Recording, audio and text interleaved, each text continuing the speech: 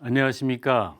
30대, 40대 젊은 목회자들, 또 한국교회 차세대 지도자들과 한국교회 앞날에 대해서 생각할 수 있는 기회를 갖게 돼서 감사하게 생각합니다.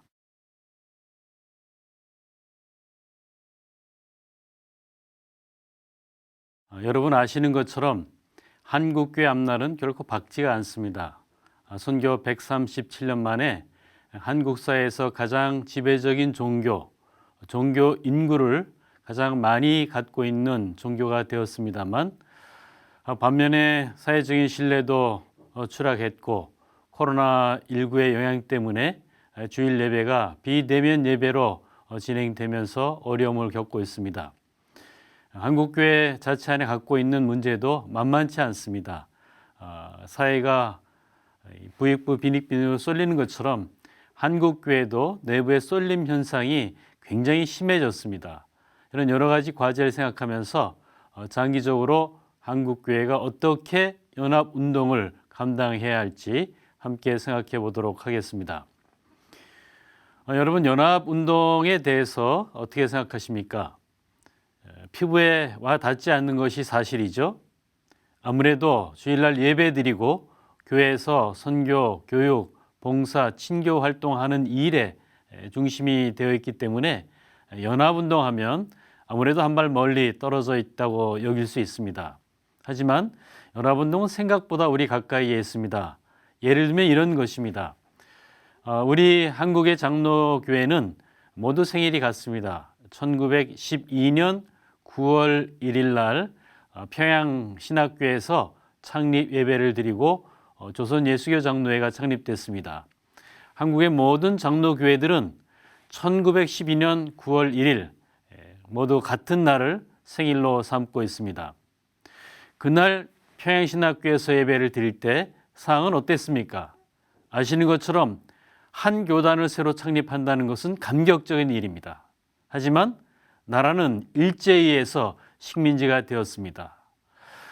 일제 식민지가 얼마나 간악한지 식민지 지배받은 지 2년밖에 안 됐습니다만 그해 식민의 사건도 났고 1907년 5년 의병전쟁이 완전히 괴멸 상태에 들어가서 나라의 독립을 다시 찾을 수 있는 희망이 사라졌습니다.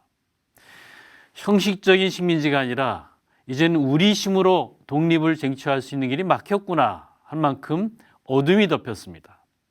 그러나 하나님의 은혜로 우리는 교회를 새로 세우게 되었고 교회는 독립을 하게 된 것입니다.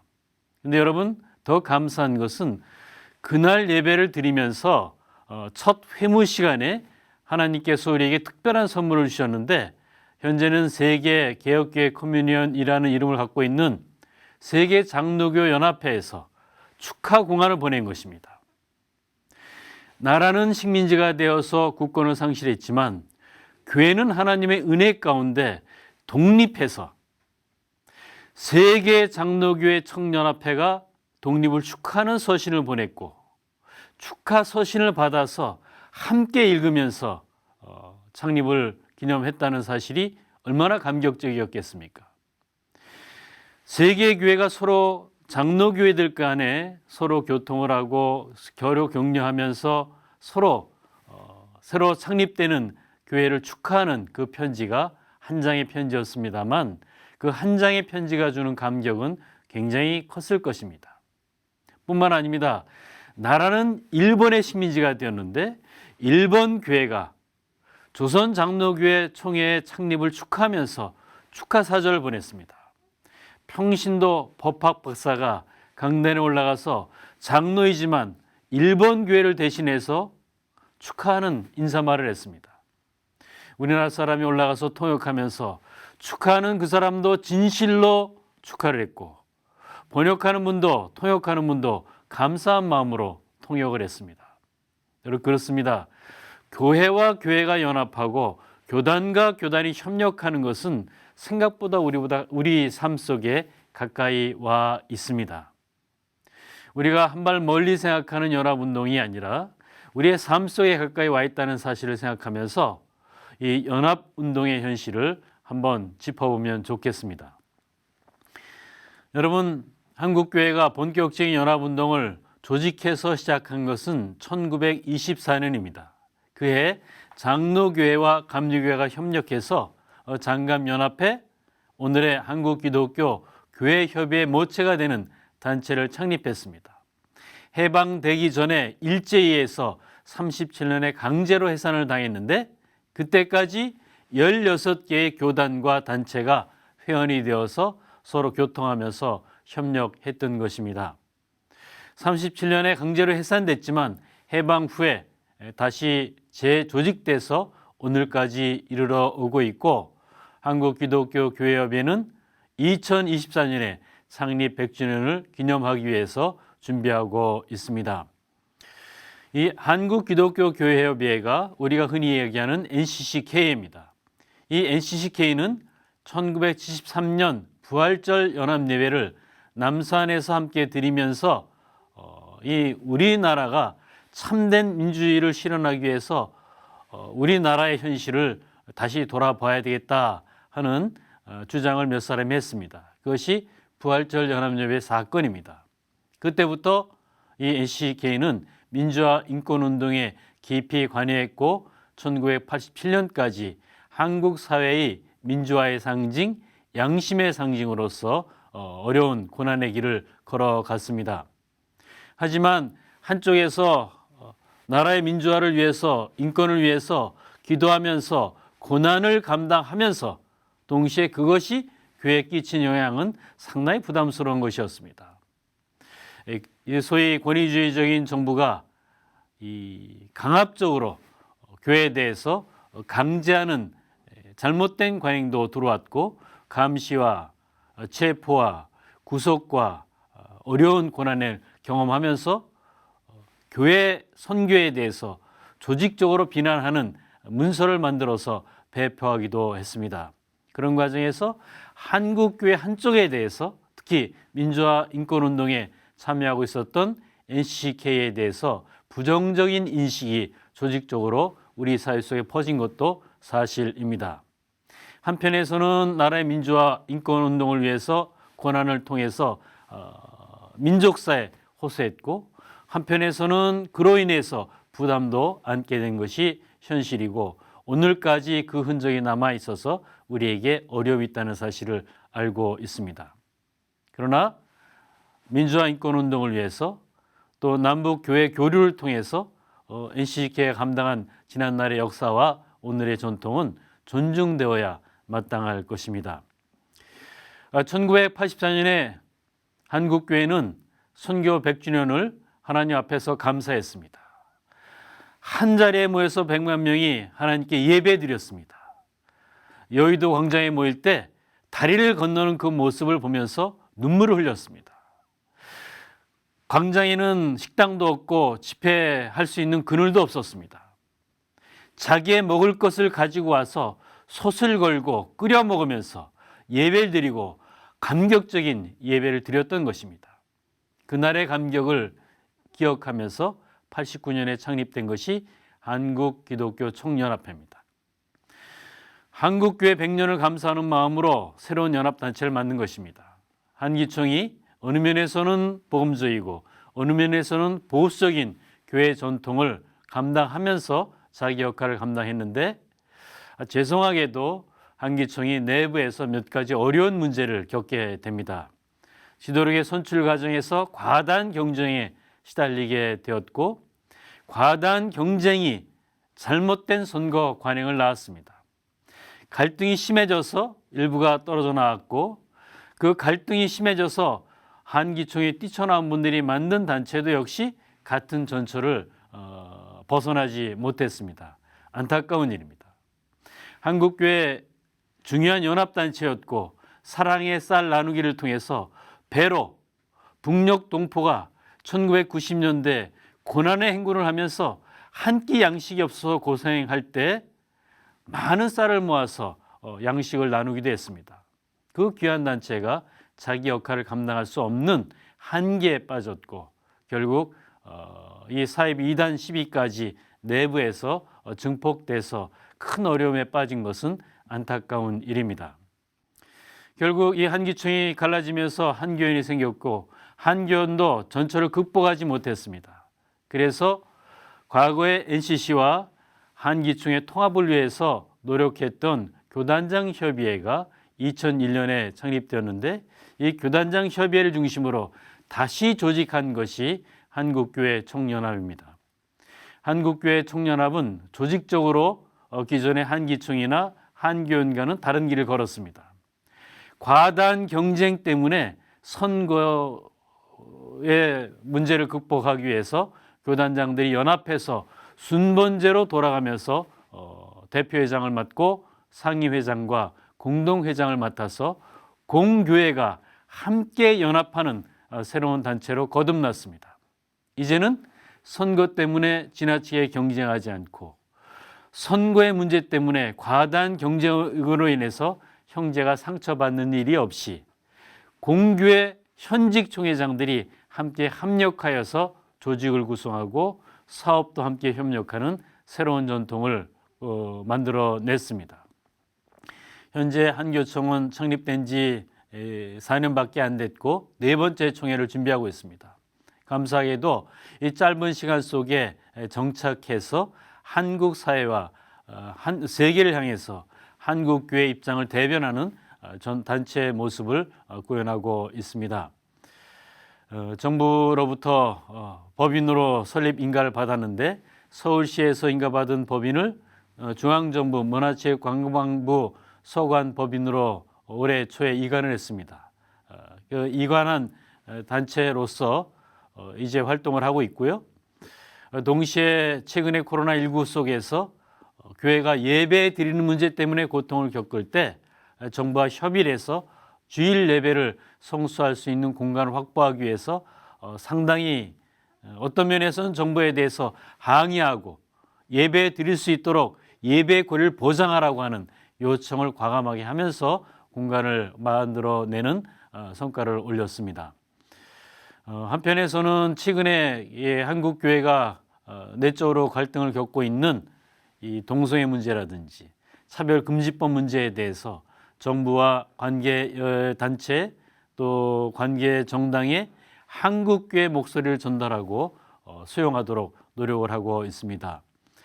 기대하기는 앞으로 계속해서 연합단체가 한국교회 입장에서 한국교회 7만여 교회가 예배를 정성껏 드릴 수 있도록 울타리가 되고 그 7만여 교회가 선교 활동을 할 수 있도록 플랫폼을 제공하고 또 7만여 교회가 계속해서 친교하며 교육을 할 수 있도록 장을 제공하는 그런 역할을 감당하는 연합단체가 되기를 기대하고 있습니다. 여러분, 세계교회를 한번 눈을 돌려보십시다. 아시는 것처럼 종교개혁 500년을 저희가 축하한 지 몇 년 되었습니다. 하지만 지난 5년, 500년 동안 세계교회를 섬겨왔던 독일 루터교회나 또 루터교회를 비롯한 서구 유럽과 미국의 교회가 굉장히 약화되었습니다. 교세 감소가 굉장히 심각합니다. 1970년대 초부터 교세 감소가 시작되었습니다. 10년의 절반씩 줄었습니다. 1년에 5%, 10년에 50%, 10년에 절반 줄고 20년에 4분의 1이 되고 30년에 8분의 1이 되는 속도로 줄었습니다. 그 기간 동안에 우리 한국교회는 반대로 성장했습니다. 70년대 초에 성장을 시작해서 70년대 2배, 80년대 또 2배에서 4배, 90년대 또다시 비슷한 비율로 성장해서 2000년까지 성장을 했습니다. 한국교회가 성장하는 그 기간에 같은 비율로 서구교회와 미국교회가 줄어들어서 지금은 전성기 때 교인의 약 10분의 1 정도에 불과한 교인만 매주일 예배 드리는 보험주의적인 기독교인으로서의 삶을 살고 있습니다. 예를 들면 영국 국내에 살고 있는 이슬람 교인의 수가 매주일 예배 드리는 복음적인 기독교인의 수보다 많습니다. 결국은 런던의 시장이 이슬람계 계통의 영국인이 선출되는 데까지 이르렀습니다. 영국만이 아니고 영국 내에 있는 기초 자치단체의 장의 약 15분의 1 정도가 이 타종교 배경을 갖고 있는 사람들이 장으로 선출되었습니다. 영국은 어떤 면에서는 굉장히 세속화된 사회, 이 멀티 릴리저스 소사이어티가 돼서 상당히 변화된 모습을 보고 있습니다. 이런 변화의 이유에 대해서 여러 가지 원인을 찾는 사람들이 있습니다만 이 사회적인 변화로부터 오는 외부의 충격이 가장 큰 문제였다는 것이 일반적인 이해입니다. 사회가 경제적으로 발전하면서 저출산 현상, 경제적으로 넉넉해지면서 노령화되고 다문화 사회가 되고 세속화되었습니다. 이런 저출산, 노령화, 다문화와 세속화 경향 속에서 교회가 자기 동력을 상실하고 서서히 교인들을 상실해 가면서 나타난 결과입니다. 그런데 안타깝게도 1998년 IMF 이후에 한국 사회도 1970년대 초에 서구 교회가 걸어갔던 그 길을 같이 걷고 있습니다. IMF 이후 2000년부터 저출산이 시작되는데 출산율이 감소되는 것이 단 한 해도 빠짐없이 작년까지 20년 동안 계속해서 출산율이 줄어들었습니다. 드디어 2020년 올해는 성인 여성 1인이 한 명의 자녀를 출산하지 않는 제로 포인트 출산율을 기록하는 데까지 이르렀습니다.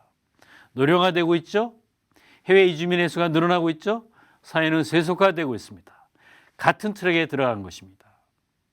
그래서 2020년부터 한국교회 주요 교단의 모든 교단의 소속 교인이 감소하는 현상을 저희들이 목격하고 있습니다. 저희 대한예수교장로회 제가 소속된 통합적 교회는 2010년 285만 교인을 피크로 올해 250만까지 10년 동안 35만 명이 줄었습니다. 죄송하지만 다른 형제 교단들의 형편도 저희와 다르지 않고 오히려 훨씬 더 어려운 처지에 있는 형제 교단도 있습니다.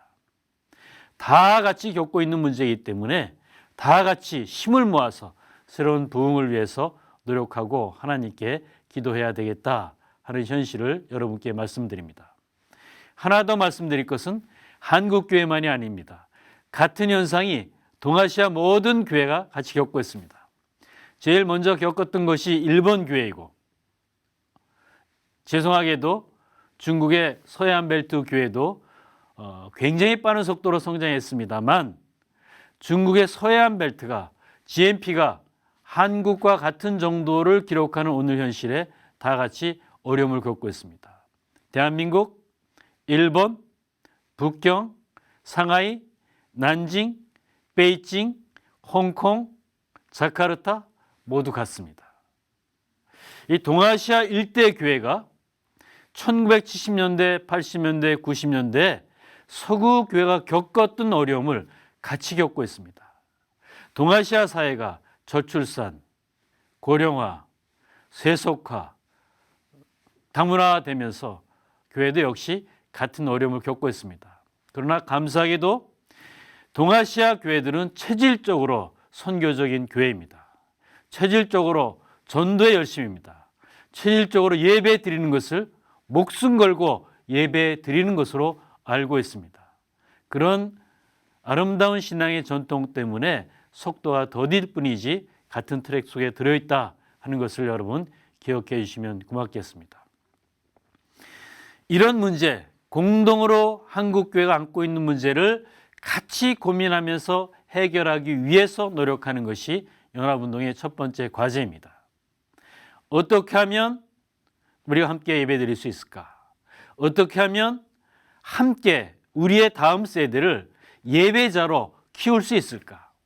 예배드린 감격을 사회 속에서 선교로 전할 수 있을까? 어떻게 하면 복음을 알지 못하는 우리의 이웃을 예배 자리로 불러올 수 있을까? 이것이 연합운동의 최대의 과제입니다. 그리고 그런 공동의 과제를 함께 협력하면서 우리는 이 정부의 정책에 대해서, 남북 관계에 대해서, 국제적인 문제에 대해서 공동으로 메시지를 내고 우리 복음의 기초에서 한국교회가 계속해서 성숙하고 발전할 수 있도록 협력하는 것이 연합운동이라는 사실을 기억해 주시면 고맙겠습니다. 이제 마지막으로 한 가지만 더 말씀드리겠습니다. 여러분, 코로나19 어떻습니까? 힘드시죠? 이거 100년 만에 처음 오는 강력한 팬데믹인데 정말 어렵습니다.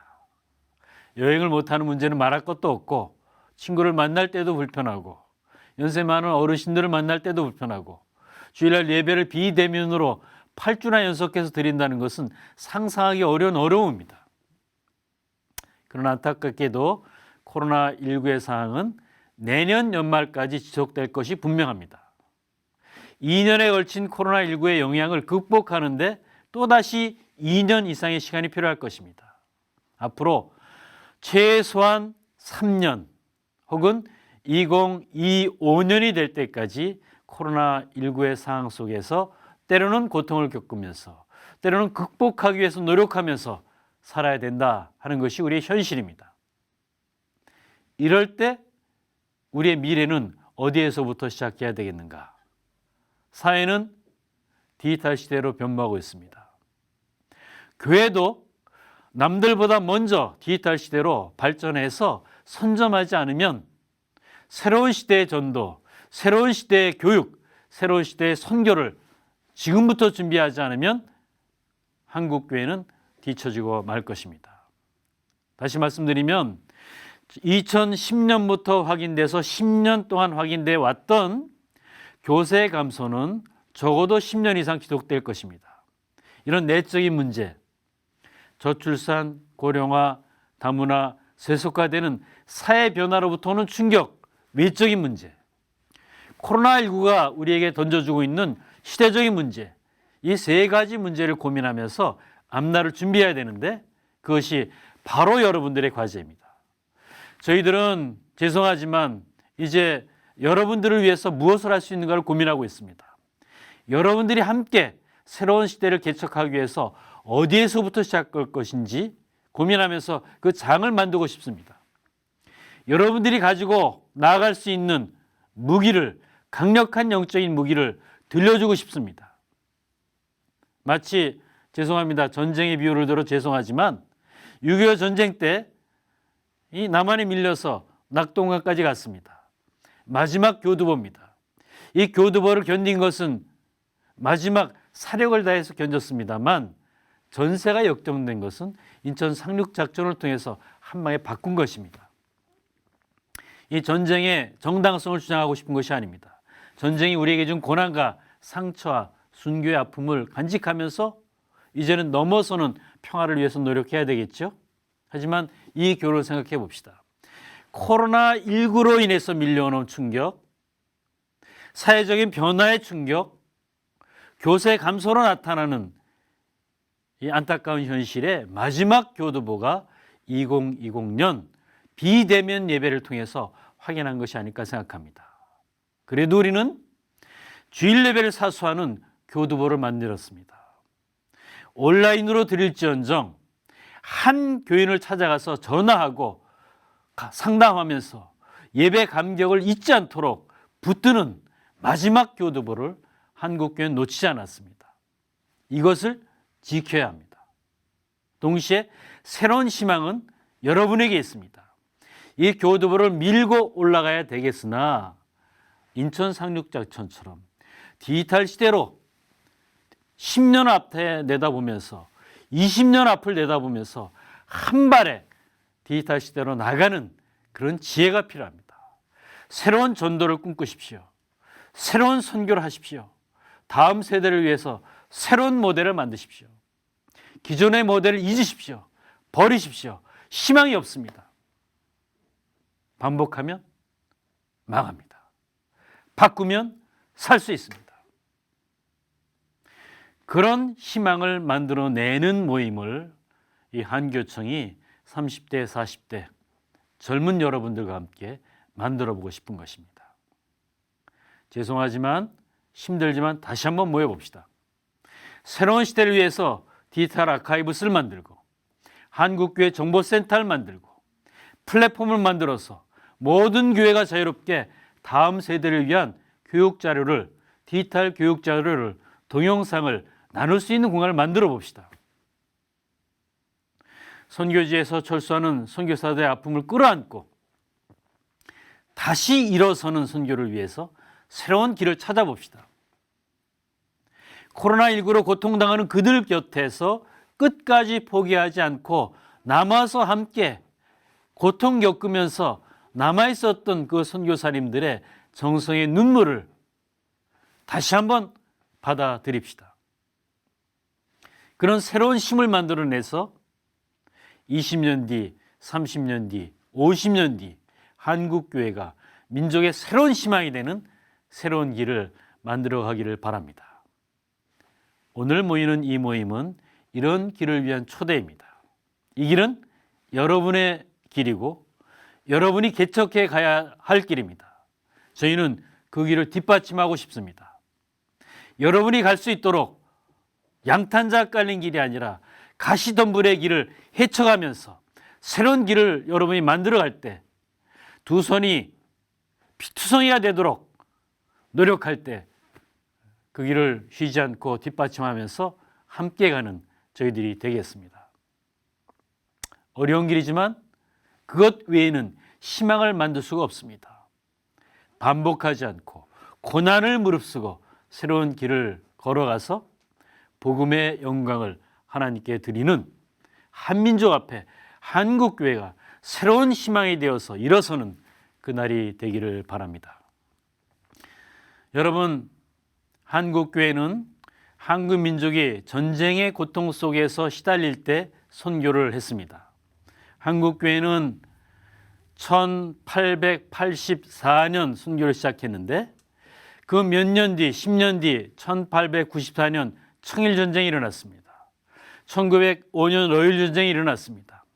의병전쟁이 시작돼서 7년 동안 싸웠지만 그것은 자존심을 위한 싸움이었습니다. 이길 수 없는 싸움이었습니다.